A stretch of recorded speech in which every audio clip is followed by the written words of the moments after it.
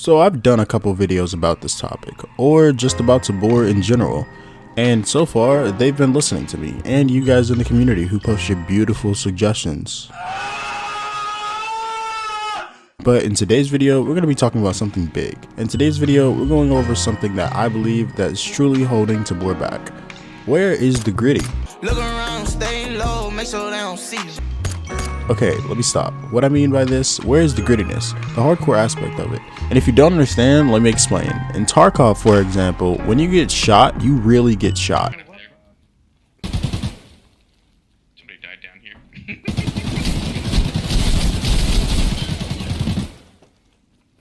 As you can see in that clip, the guy with the face shield lived, but it's still the fact that people don't see. It's a lot of limb damage, as you can see here, and a lot of things that are wrong with his body that he has to take into account. He needs to take time to fix before he can go get into another gunfight.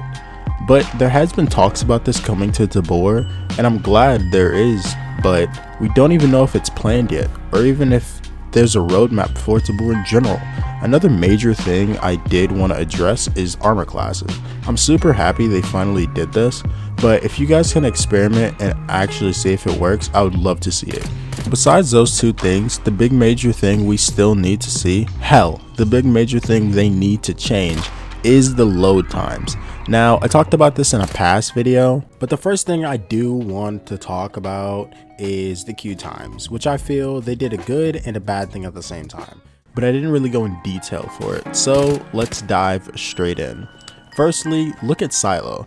Hey, before we continue, if you haven't subscribed yet, it only takes 5 seconds out of your time, because once we hit 3,000 subscribers, and we're only a couple subscribers away, once we hit 3,000 subscribers, I'll be giving away a Steam gift card and a Oculus gift card, both for $30 for you guys to have a chance of winning. Anyways, just wanted to remind you all, let's get back to the video. One thing most people will point out is that there's not a lot of people in Silo, and that's mainly because Quest performance, but I'm pretty sure once the Quest 3 is fully released, the performance will be so much better. But anyways, as of now, I know the player count of Silo used to be around 8 or 9 during the R1 and R2 testing days, but besides that, what I'm getting at is much deeper, because it all shows when you load into a raid. Notice how there's 7 spawn locations noticed by the pink arrows here, but it all feels like there's always only 3 to 4 people in a raid max. That's because they use a system in place called mid-raid load-in. What the system allows it to do is that basically when you load into a raid, you're loading into most likely the middle of a raid. Here's an example. Say there's one player that joins the raid, but this is at the very start of the raid, meaning he created the session. So people can still join midway, but the first player does not know that people could join midway. Now, take it with a grain of salt. Let's say it's a new player that just got into the game. So let's say this player 1 roams around looking for other players and loot. During this time, 3 more players join mid-raid, thinking that they're the only players in the raid. So they roam around and loot, and well, nobody saw each other. So next thing you know, there's 2 more players joining, almost filling the cap for the raid. But after things get looted and no players have seen each other, no fights, no gunshots, this is rare to happen, but this is just an example. But then you join, being the last player to cap off the player limit for that map. People extract, but little to your knowledge, everything is already looted and players are already gone. It's empty. And if you kept that example in your head, now let's move to Tarkov. With Tarkov, this never happens. You know why?